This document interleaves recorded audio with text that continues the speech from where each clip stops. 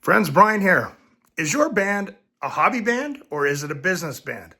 I've seen several bands in my day self-destruct because even though the original agreement was to be a business band, some of the members really just wanted it to be a hobby band and just told you what you wanted to hear in the beginning.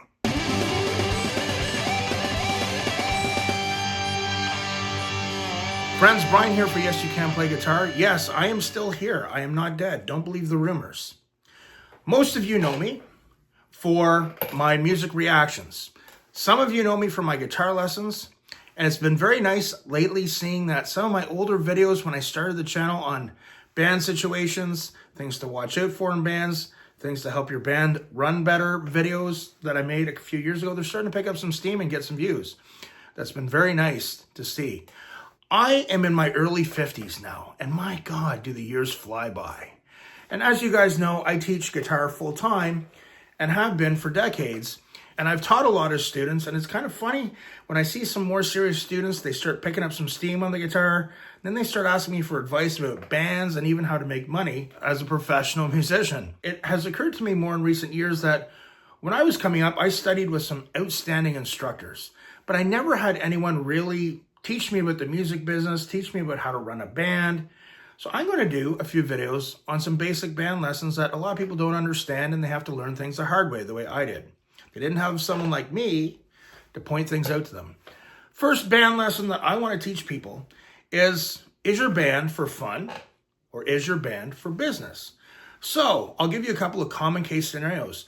Sometimes people, when they get into the band thing, they write some original songs and maybe they go and record a demo. Now I'm aware things have changed more recently in the music landscape than when I was performing.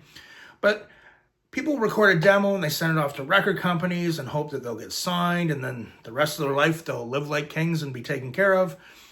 And they find out very quickly that 99.9% of all bands, that's not how things are going to happen. Then they're like, okay, we got to make money. What do we do here? Another common scenario is some people jam in a garage for a while. They might be smoking up, they might be getting high, they might be getting drunk, and they just do it for fun. But eventually, usually what happens at some point, they're jamming and all of a sudden they're done a song. It might start to sound okay and they stop and they look at each other and go, you know, what if we start doing gigs? Then we're going to have some extra money. Why don't we do that? In a third scenario, you might be like me where, you've worked regular jobs and you've hated it. You've hated all the BS of working out in the workforce. You're like, man, I love music. If I could just make a decent living from music, I'd be pretty happy. One of the avenues you're likely going to go down to earn one of your income streams is performing with a band. The next reality is sometimes you might not be able to perform your most ideal, your most fun music, but you're getting paid. Your band isn't just a fun band. You're trying to provide a service in exchange for money. It has now become a business, or in other words, a job. A fun band being, hey, we're just going to get drunk. We're just going to get high. We're not going to care about our appearance and be overly professional. It's really tricky when a venue is paying you money to do a job, and they might not consider that being professional. I have found in all my years of playing bands, I've had some wonderful experiences where I played in bands that were very professional. I got paid well. I was satisfied. I was happy with things. But, I had a lot of bands that I got very frustrated very quickly because as someone who is a musician, I would feel that I would put my cards on the table in the very beginning about wanting the band to be a business. Everyone would agree with me. And then once things got going, people started to change. It's very much like a relationship. For any one of you out there who's been in a few relationships, you know that in the beginning, people put their best foot forward, but once they start to get comfortable, they let things slide. Sometimes their true colors come out. I've been in bands with people that say, Bryan, I hate my job. I'd do anything just to be able to pay my bills just by playing music. And then if you happen to give them that opportunity, once things get going, they're not keeping up their end of the bargain in a band.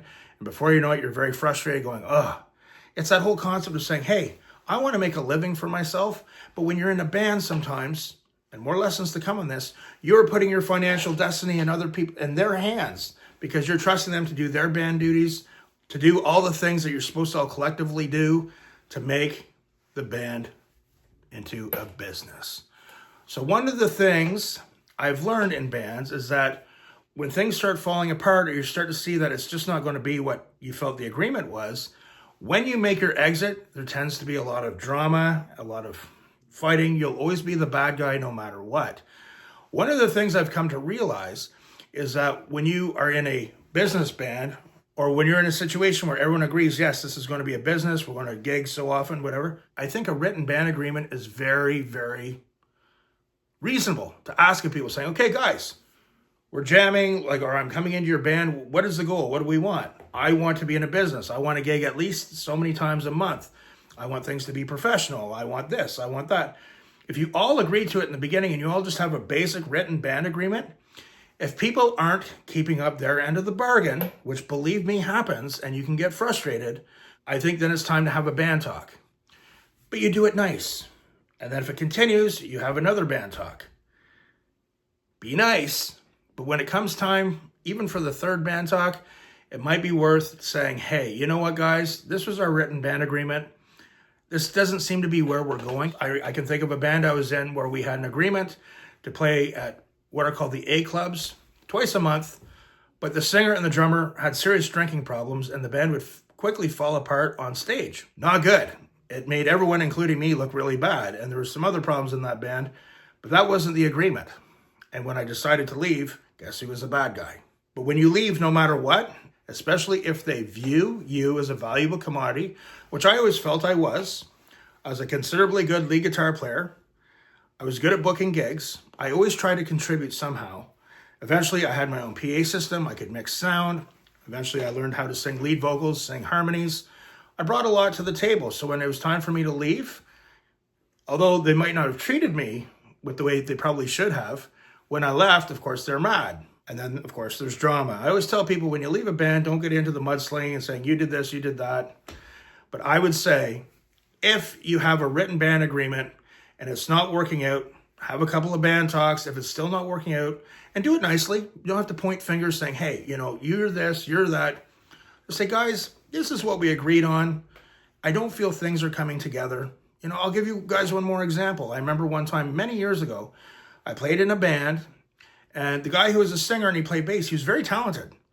But I said at the very beginning, I want us to be out gigging. I need to earn money. I made that straight out from the very beginning, from our very first meeting. And he was like, in the beginning, he was like, yeah, I'm going to do the band website. I'm going to do this. He was one that was emphasizing, well, this has to be fun. We have to enjoy it. By the 9th month, I'm like, dude, what's going on with the band? Now, this is 20 some years ago. I was like, dude, what's going on with the band website? And he took offense to it. He thought I was being pushy, trying to be a dictator, and he'd always try and go in the opposite direction. It just got to be really silly.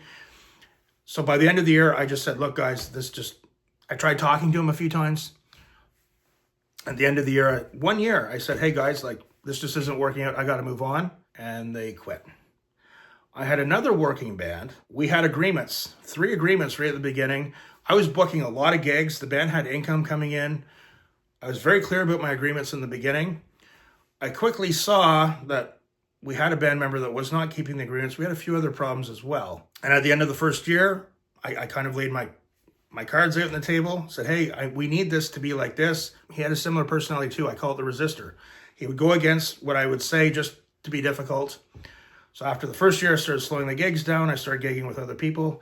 By a year and a half, it was getting really ridiculous. He was saying some really ignorant things. I got to the point I just did not want to play with this guy anymore. And I gave my notice. I gave them a month. At the end of the month, they got another guitar player who sang. They played 2 gigs. One was a gig at a private function that I used to book the band at. The function called me after and said, well, we thought you were in the band. It was terrible. You weren't in the band. I said, I'm sorry. They did that on their own. I wasn't in the band anymore. And then they played a really crappy gig at a pool hall that I never would have booked the band at. And they folded. Instead of calling me saying, we really screwed up. We had agreements. We didn't keep them. Because of you, we were the 2nd most booked band in our region. And it was starting to become a really good income. We didn't keep our end of the bargain. Can we work this out? We're sorry. A lot of musicians don't do that, folks. I wish going back I had a written agreement just saying, here, this was the agreement. We're not really keeping it. My time's precious. I got to move on, because before you know it, guys, you're over 50 and you're looking back at all those years going, I learned a lot, but it's still wasted time that I'll never get back. I hope that helps, guys. Always be aware. If you start getting frustrated or you start to see that people aren't keeping their agreements, you might have to do some thinking. But again, a written band agreement from the beginning saying, guys, this is what we agreed to. And if the band starts having different ideas or want to change some things, then you all agree to it again and have a new band agreement. But I think having a written band agreement, especially on your way out, is going to save you a lot of headache, drama, fighting, whatever you want to call it. Just say, hey, guys, this is what we agreed to. Doesn't look like we're heading in that direction. So we've had a misunderstanding, but it's time for me to go. I hope this helps you guys. What do you guys think? Comment below. And I'm hoping that bit of knowledge on this very first band lesson will save you a lot of time, heartache, money, and banging your head against the wall that I had to do back in the day. Remember, practice hard, but practice smart. We'll see you soon.